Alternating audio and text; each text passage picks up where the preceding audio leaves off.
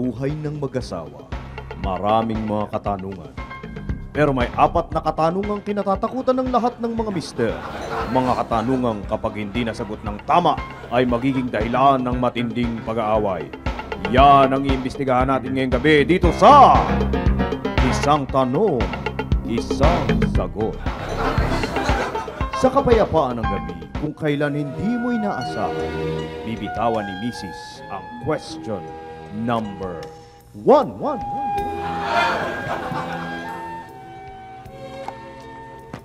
Sweetheart,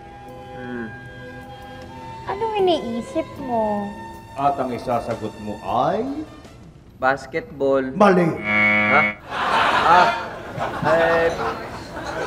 Taba mo ngayon? Mali pa rin. Ha? Hindi isip ko kasi kung kanino mapupunta tong bahay na to pagka nagkahiwalay tayo eh. Nako! Ang mga yan ang isinagot mo. Jack na mag-aaway kayo. Dapat ay sabihin mo kung anong gusto niyang marinig, kung anong makapagpapaligaya sa kanya, kagaya ng... Sweetheart, pasensya ka na kasi iniisip ko lang kung gaano ako kaswerte at nakapangasawa ko. Isang babae talaga namang napakaganda, napaka-sexy, napakatalino at higit sa lahat, mapagmahal. Nakita mo naman ang ngiti sa kanyang mga labi. At higit sa lahat, walang away. Ngunit humanda ka sapagkat narito na ang question number 2. Sweetheart, mahal mo ba ako? Pag sinabi ko bang oo, titigilan mo na ako? Naku! Importante ba yun? Ako ba kausap mo? Napakadali lang isasagot yan. Sabihin mo lamang ang gusto niyang marinig. Oo lamang katapat yan. Oo naman, mahal na mahal.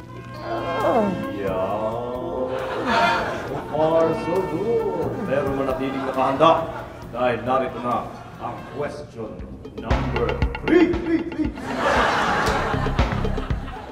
Sweetheart, mataba na ba ako?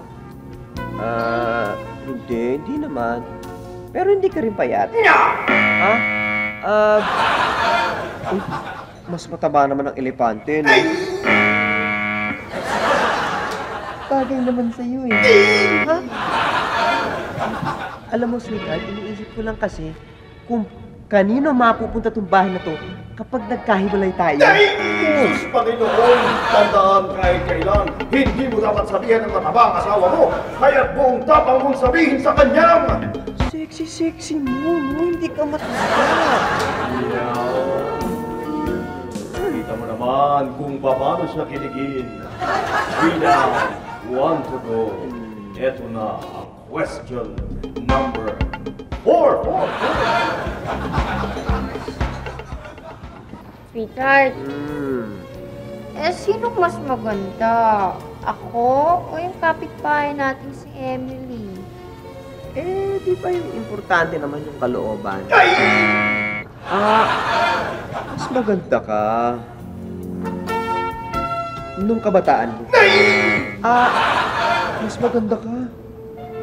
Pero si Emily yan, sexy. Alam mo, iniisip ko lang kasi kung kanino mapupunta tong bahay na to kapag nagkahiwalay tayo. Ano ka ba naman? Hindi ka na natuto. Iparamdam mo sa kanyang siyang pinakamagandang babae para sa'yo. Sabihin mo sa kanyang... Ikaw ang mas maganda, no? Papatayin ko!